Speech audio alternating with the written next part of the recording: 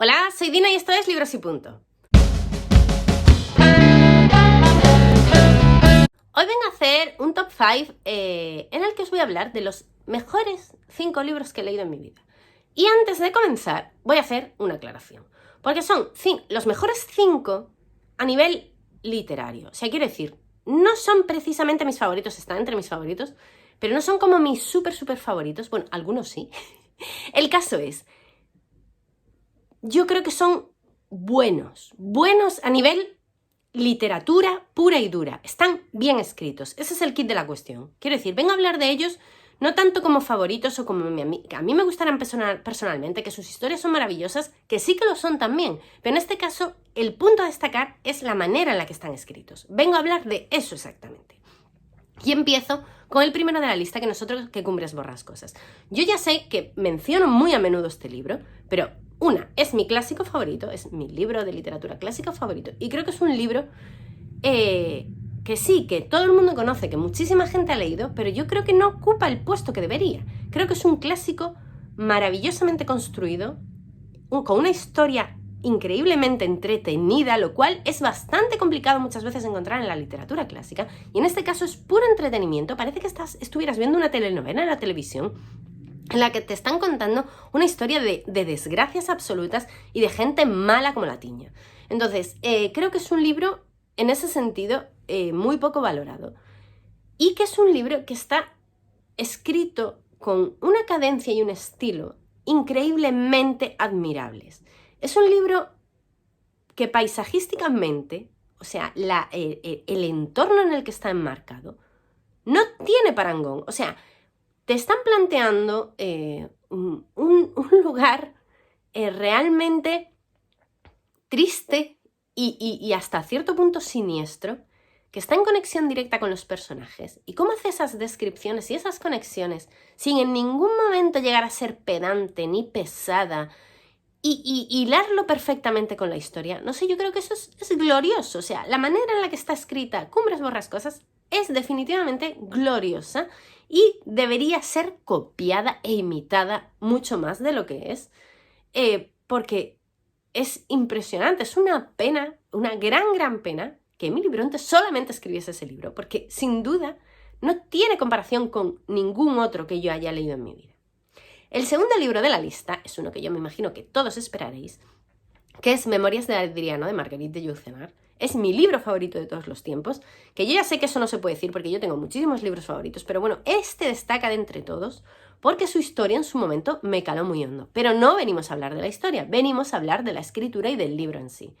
Es cierto que Marguerite de Yourcenar tardó toda su vida prácticamente en escribir Memorias de Adriano, y eso se nota en lo bien escrito que está. Marguerite de Yourcenar era una persona muy perfeccionista y debía de ser una persona que tenía cierto miedo a las críticas. Eso es lo que a mí me parece, por lo que conozco del personaje y lo que he leído sobre ella. Memorias de Adriano es un libro que tiene una dulzura muy singular cuando tienes en cuenta que está planteado de forma epistolar y desde la voz de un emperador romano. Es cuanto menos curioso y singular que sea capaz de desprender cierta dulzura hacia el personaje, que es un personaje que, aunque tú no conozcas en profundidad, sí que tienes esa cierta idea de emperador romano chiflado, dictador y todopoderoso.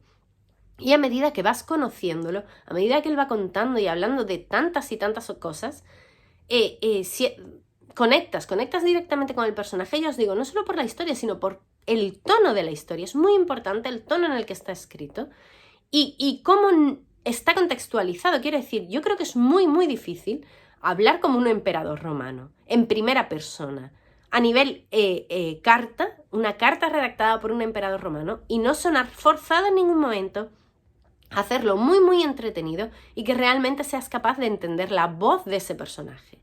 Yo creo que es un libro muy bueno, que toca muchísimos palos interesantes, que habla de todo lo que os podéis imaginar, de guerra, de amor, de historia, de literatura y de 1000 cosas. Y sin duda, bueno, yo os lo voy a estar recomendando por los siglos de los siglos. O sea, este es un libro del que no voy a parar de hablar nunca jamás. El tercer libro que he incluido en la lista es La metafísica de los tubos, de Amélie Nothomb. He escogido La metafísica de los tubos porque sin duda creo que a nivel literario es el mejor libro de Amélie Nothomb. Yo siempre os hablo de que Amélie está un poco chiflada, que tiene ese punto excéntrico, que sus historias atrapan porque son breves, porque cuenta mucho en pocas páginas y es capaz de contarlo de una manera deliciosa. En La metafísica de los tubos nos habla de una niña de 3 años y de su relación con su familia y con el agua en concreto. Cómo el agua para ella es algo vital y esencial. Solo la idea y cómo está planteada ya es para ponerle un altar a esta señora. Pero luego, el uso del lenguaje que hace Amélie en todas sus obras, pero en esta en concreto, es tan maravilloso que no os podéis hacer una idea. O sea, ella cómo describe, cómo profundiza en los sentimientos de la niña a través del lenguaje, es que es impresionante. Es algo que yo, nuevamente, como os decía antes, no he visto nunca en otro autor más que en Amélie Nothomb. Ella es capaz de utilizar las palabras, de utilizarlas bien, muy bien, y nunca resultar ni pedante ni ininteligible. En este sentido, yo siempre digo que me recuerda en cierta medida a Emilia Pardo Bazán, que es una persona que también en su escritura, salvando las distancias, lógicamente, también hace muchísimo eso. Utiliza el lenguaje y lo utiliza al completo y con gracia y alegría, y no se hace nunca pesada, nunca pedante y nunca es difícil de comprender. Y eso yo creo que es algo muy meritorio en un escritor y que debe ser loado, y en este caso yo lo hago con La buena de Amélie. En cuarto lugar, he puesto El secreto y el jilguero de Donna Tartt. Yo siempre digo que es una pena que Donna Tartt escriba un libro cada 10 años porque se hace la espera eterna, pero sin duda, si ella tarda 10 años es por algo y lo hace tan bien que yo pues le dejo que tarde 10 años porque si lo va a hacer siempre tan bien, merece la pena la espera. También en este sentido, Donna Tartt utiliza el lenguaje como nadie. No como Amélie, porque no es la reina de las palabras, que yo sería el adjetivo que le pondría o el apodo que le pondría a Amélie Nothomb. Donna Tartt es más sutil. No es tan descriptiva, podríamos decirlo, pero sí tiene esa sutileza de contar mucho en contextos peculiares. No sé si me estoy explicando bien. Vamos a ver. En El secreto, por ejemplo, porque para esta categoría, o sea, para este libro bien escrito, he hecho trampa y he escogido 2, El secreto y el jilguero, que son de los 3 que tiene Donna Tartt son los mejores. En El secreto, por ejemplo, nos están contando la historia de un estudiante y de los problemas que tiene ese estudiante pues en sus clases, en su entorno, con sus compañeros, ¿no? Es un poco esa la historia.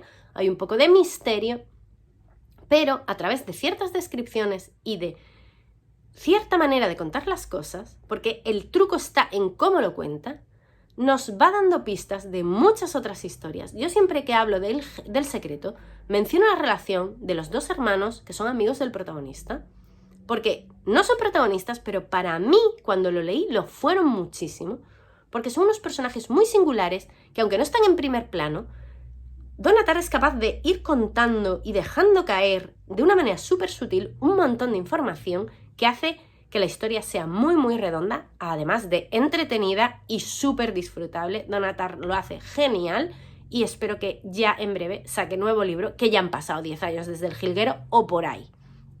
Y en último lugar he puesto Klaus y Lucas. Creo que Agatha Christoph escribe como los ángeles del cielo.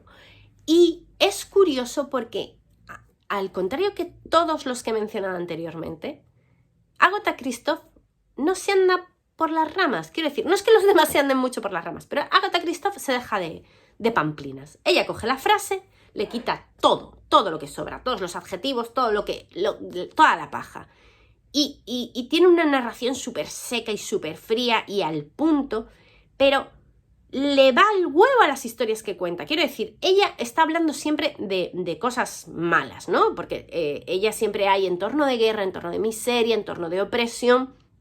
Y esa manera de contarlo es la que le va, es que le va al pelo. Pese a que los protagonistas en algunas historias sean niños, en el caso de Klaus y Lucas en el primer tramo del libro son niños, o sea, en el primer libro en realidad, que son 3 y que se aunaron en uno solo como Klaus y Lucas. Y esos niños parecen unos psicópatas en cierta medida, pero es que el entorno es el que los da y el que los convierte en eso. Y tiene sentido cómo está contado.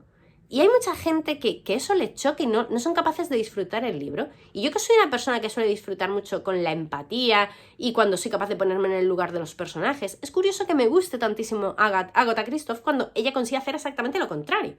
Porque al poner tanta frialdad en la manera de contar las cosas, hace que tú te distancies muchísimo y no seas capaz de traspasar y ponerte en el lugar de los personajes.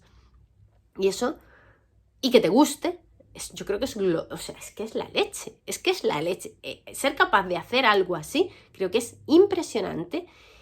Y es tener una capacidad fuera de lo común. Es otra autora que yo no conozco ningún escritor, no he leído nunca nada ni remotamente parecido a lo que hace Agatha Christoph en sus historias. Y bueno, como Klaus y Lucas, ningún otro tampoco. Aún encima, si nos ponemos a hablar a nivel narrativo, el giro de la trama de Klaus y Lucas es brutal, espacial, sideral y sin igual. O sea, yo todavía estoy hoy con la boca abierta con la tercera parte de Klaus y Lucas, que yo no la voy a superar en la vida, así de claro. Y nada, estos son mis 5 libros, que yo creo que están entre mis libros favoritos, pero están como los mejores, o sea, son los que mejor escritos están de todos los libros que a mí me gustan en el mundo entero. Así, a lo bruto. Y nada, me gustaría saber qué libros consideráis vosotros que son los que mejores están escritos del mundo. Me los digáis en los comentarios, que yo como siempre os contesto. ¡Adiós!